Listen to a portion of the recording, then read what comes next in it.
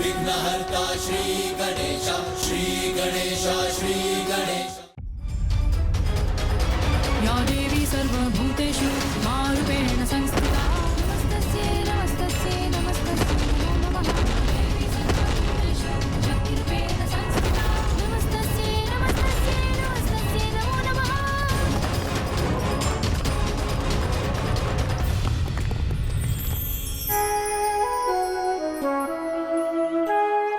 ॐ भूर्भुवः स्वः तत्सवितुर्वरेण्यं भर्गो देवस्य धीमहि धियो यो नः प्रचोदयात्। ॐ भूर्भुवः गणेश जी, आपने मुझे मुक्त कराया है, इसके लिए आपका कोटि कोटि धन्यवाद।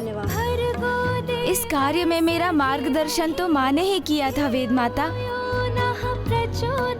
और अब आप लौट आई हैं, तो अब आपके वेद मंत्रों से संसार में पुनः अच्छाई का संचार होगा। आपने मेरी रक्षा की है प्रथम पूज्य गणेश जी, इसलिए अब आप ही मुझे ब्रह्मदेव को सौंपने का दायित्व निभाएं। ये मेरा आपसे विनम्र अनुरोध है।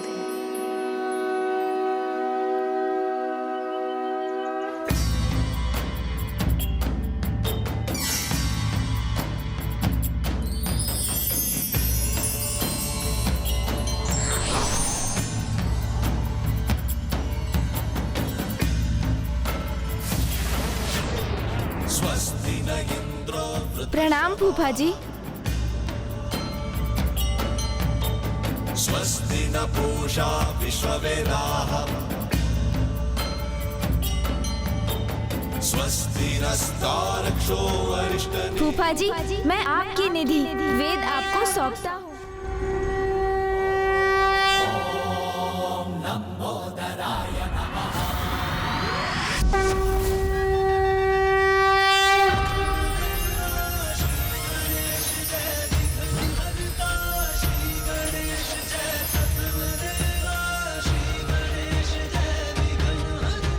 महादेव पुत्र पार्वती नंदन गणेश जी की, महादेव पुत्र पार्वती नंदन गणेश जी की, महादेव पुत्र पार्वती नंदन गणेश जी की, महादेव पुत्र पार्वती नंदन प्रथम पूज्य गणेश जी की।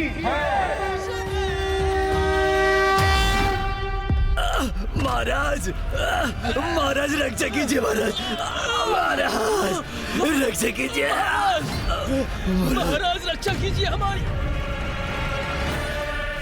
गणेश के हाथ में एक दीपक, यदि वो लौ तेरी नगरी तक पहुंच गई तो तेरी संपूर्ण नगरी भस्म हो जाएगी।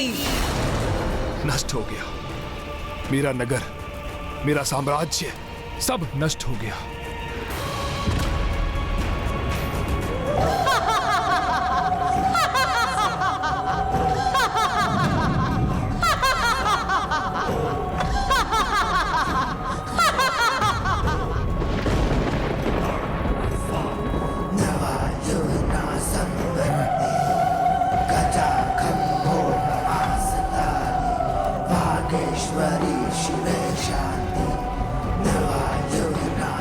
वो गुफा माता के निश्चित पूजा का स्थान, वही एकमात्र स्थान सुरक्षित है यहाँ, और वहीं से आ रहा ये अटास का स्वर।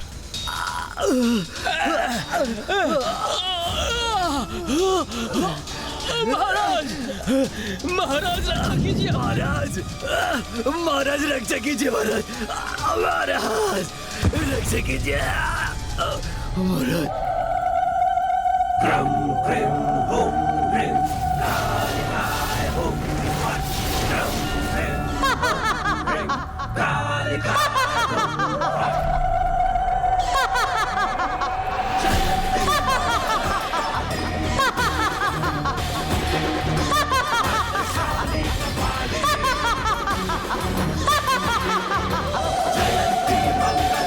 माता,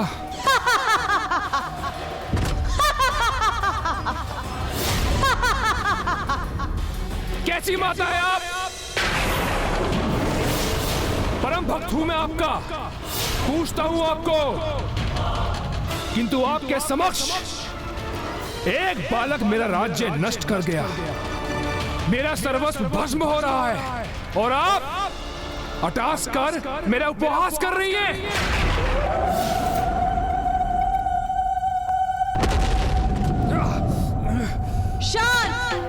शांत हो जा रे तू। मेरा बहुत बड़ा भक्त बनता है ना तू, और मैंने तुझे अपनी पूजा करने के लिए कहा था, और तूने मेरी पूजा की भी तो कौन सी?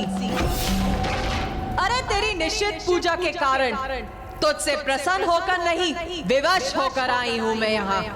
माता!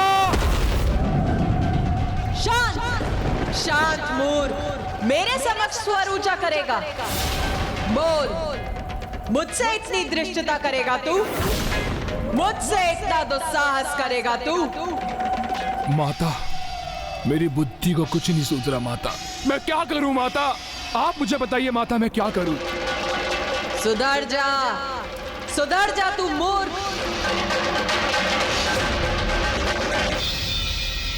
मुझे तो प्रतीत होता है दुर्गमासुर को अब तक अच्छाई की शक्ति का परिचय प्राप्त हो ही चुका होगा, तो अब तो वो सुधरने पर विवश हो ही गया होगा।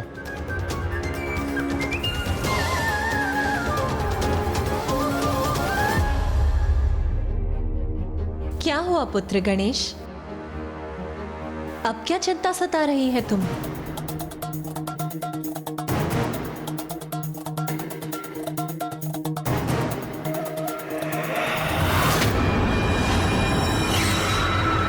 सुधर जाऊं मैं? कैसे? ये क्या सुझाव दे रही है आप माता मुझे? तो बता, तू करना क्या चाहता है?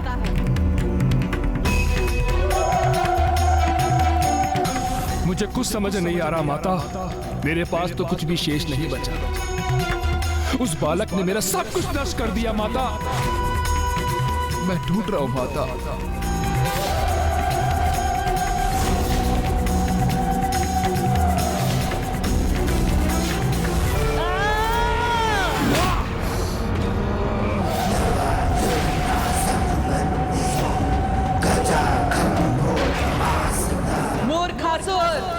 दुर्बल के भांति विलाप मत कर, जगा अपने साहस को।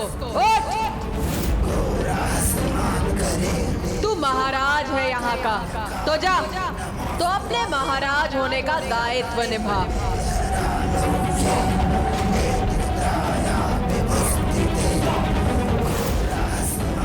अब बता, क्या करना चाहता है तू? प्रतिशोध।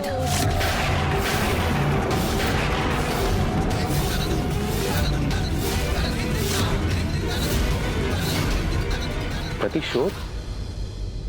गणेश जी, आप ये क्या कह रहे हैं? जिस अवस्था में दुर्गमासुर है उसके लिए प्रतिशोध की कल्पना करना तो दूर, वो उसका साहस भी नहीं कर सकता।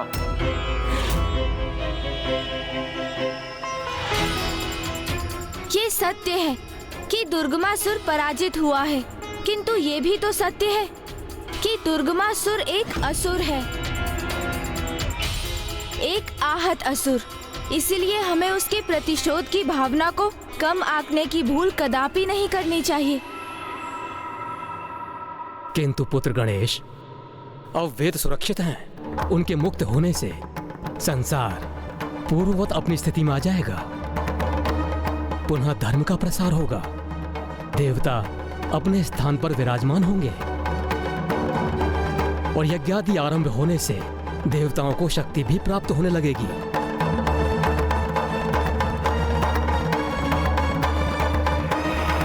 वेद की देवी देवताओं के निकट आ गई तो क्या हुआ?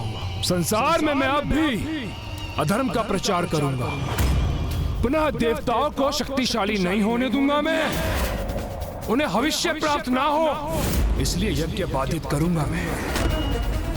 उनके द्वारा सृष्टि के संचालन में ऐसी बाधा उत्पन्न करूंगा कि जिससे देवताओं का नाम ही मिट जाएगा। और ये तू करेगा कैसे?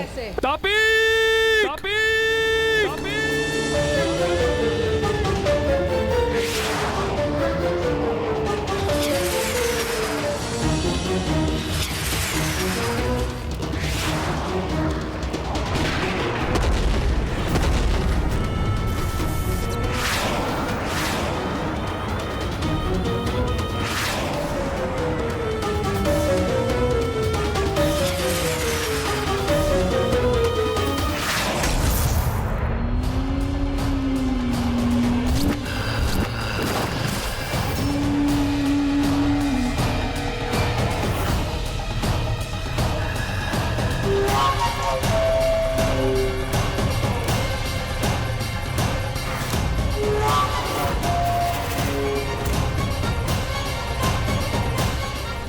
हमें बुलाया महाराज? अकाल, सर्वत्र अकाल की स्थिति उत्पन्न कर दो।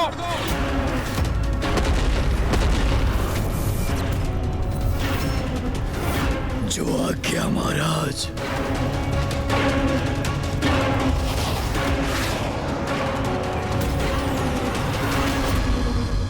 हम सभी पुनः कुशल हो रहे हैं, इसलिए हमें अपने दायित्वों के प्रति सजग हो जाना चाहिए। सप्तऋषि, आप यज्ञ आरंभ कीजिए। आपके यज्ञ से हम सभी को भविष्य की प्राप्ति होगी। वैदिक मंत्रों के उच्चारण से और यज्ञ की हविष्य से हम सभी को पुनः बल प्राप्त होगा और हम अपने कर्तव्यों को निभाने में सक्षम होंगे।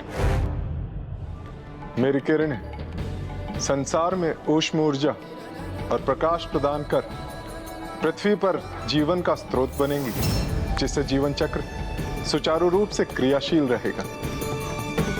और जब सूर्य देव जलाशयों एवं जल के अन्य स्रोतों को उष्णता प्रदान करेंगे, तब मेरा जल वाष्प बनकर ऊपर उठेगा और उस वाष्प को मैं अपने वायु प्रवाह से आकाश में ले जाऊंगा, जहां से मेघ उत्पन्न होंगे। और मैं देवराज इंद्र मेघों से वर्षा कर जल को पुनः पृथ्वी पर लौटाकर प्रकृति को संपूर्ण पोषण प्रदान करूंगा, जिससे सृष्टि में जीवों को भोजन प्राप्त होगा और जल उनकी प्यास बुझाएगा। जीवों का जीवन तृप्त होगा। जल तत्वों से भूमाता भी जीवनदायिनी बन जाएगी। और एक के माध्यम से हम आप देवताओं को जो भी अर्पित करेंगे, अग्निदेव की पत्नी देवी स्वाहा आप तक पहुंचा देगी।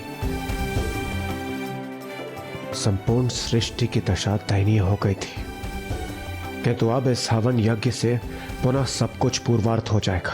वेद माता पुनः अपने स्थान पर लौट आई है, इसलिए संसार में अच्छाई का विस्तार हो रहा है। इसलिए आप अविलंब यज्ञ को आरंभ कीजिए जी, जिससे हम सभी अपनी शक्ति को एकजुट कर जगत कल्याण के मार्ग पर आगे बढ़ सकें। उचित है देवराज इंद्र।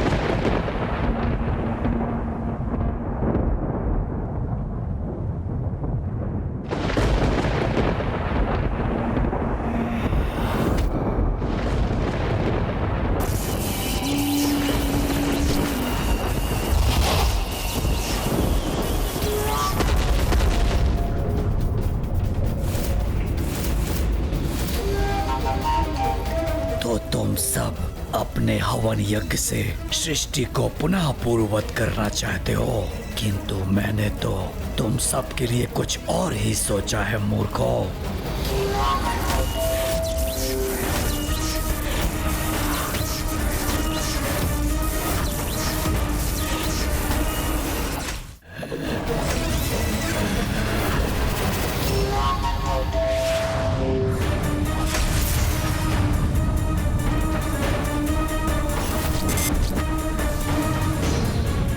सब कुछ सुखा दूंगा मैं यहाँ अकाल उत्पन्न करने आया हूँ।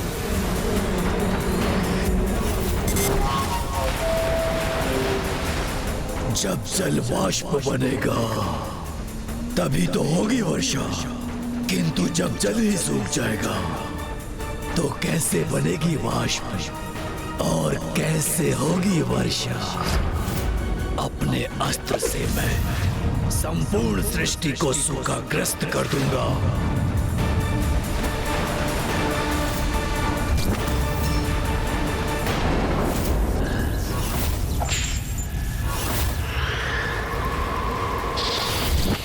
ना पीने के लिए जल होगा, ना ही कृषि के लिए वर्षा। जल के सभी स्रोतों को सुखा दूंगा मैं।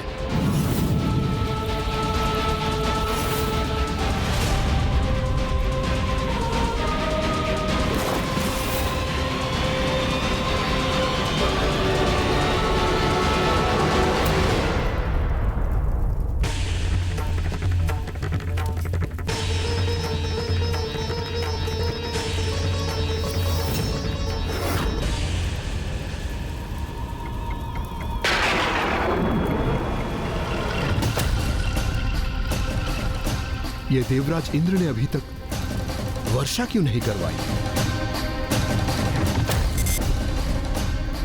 सूर्य की किरणें बहुत प्रखर हैं और भीषण ताप भी है।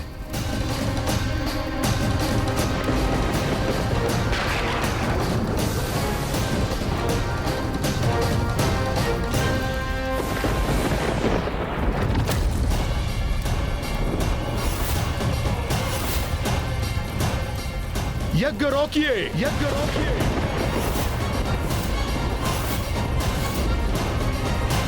ये क्या कह रहे हैं देवगुरु? अब ये यज्ञ नहीं होगा।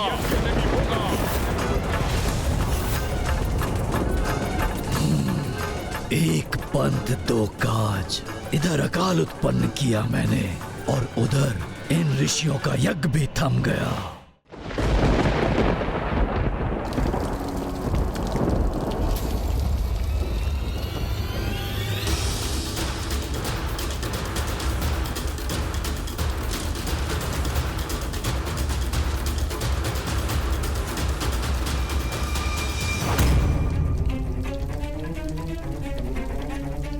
अवश्य कुछ ऐसा घटित हो रहा है जिससे गणेश इतना विचलित है।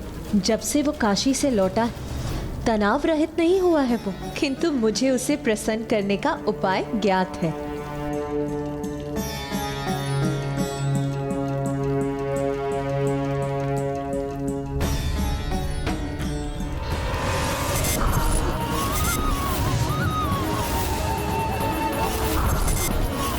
संपूर्ण सृष्टि में अकाल पड़ा है। सभी जीव जंतु त्राही त्राही कर रहे हैं। मुझे दुर्गमासुर से पूर्व उसके इस आतंक का अंत करना होगा, क्योंकि उसी के कारण हमारे सभी भक्तगण असहनीय पीड़ा और वेदना से त्रस्त होते जा रहे हैं। हम अपना यज्ञ रोक दें, किंतु क्यों देवगुरु?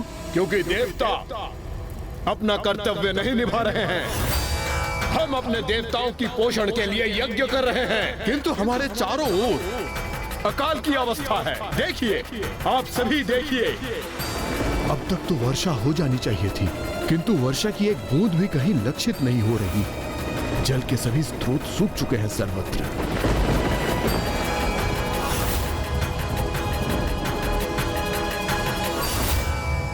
देवी स्वाहा को हमारे आहार हेतु यज्ञ से उत्पन्न होने वाली हविष लाने में इतना विलंब क्यों हो रहा है? ऐसा प्रतीत होता है कि जैसे यज्ञ रुक गया हो। ये क्या? देवता अपने कर्तव्य क्यों नहीं निभा रहे हैं? ये प्रश्न तो मुझे आपको पूछना चाहिए ऋषि भृगु। आप अपने कर्तव्य को क्यों भूल बैठे? वाह देवराज इंद्र, वाह! हमसे आपकी अपेक्षा है कि हम अपना कार्य निष्ठा से करें, और आप पर ऐसा कोई बंधन नहीं। अपने कर्तव्य के प्रति भूल आप करें और हम पर आरोप भी लगाएं। क्या ये उचित है देवराज? ये आप क्या कह रहे हैं देवगुरु? भला हम अपना कर्तव्य क्यों भूलेंगे? यदि आप भूले नहीं हैं, तो चूक तो आपसे अवश्य हुई है। ये देखिए, चारों ओर देखिए, अकाल की स्थिति उत्पन्न हो गई है। सर्वत्र वृक्ष आदि सूखकर कंटक में परिवर्तित होते जा रहे हैं। मानव जल के लिए त्राही त्राही मचा रहे हैं। पीने के लिए अब जल की एक बूंद तक शेष नहीं है।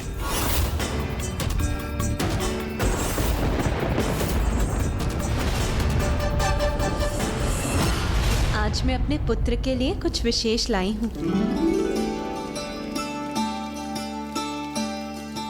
आज मैं ये मोदक तुम्हें अपने हाथों से खिलाऊंगी।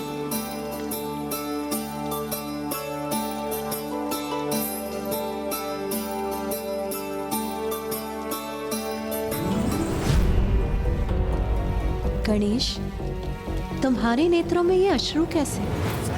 क्या हुआ पुत्र? माँ, जब भक्त भूख से व्याकुल है तो मैं भोजन कैसे ग्रहण कर सकता हूँ?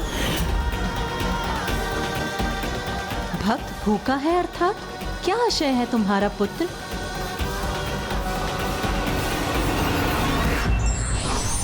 सज्जनों एवं भक्तों को कष्ट में देख ईश्वर उस समय तक शांतचित नहीं रह पाते जब तक कि वे उनका कष्ट नहीं हर लेते।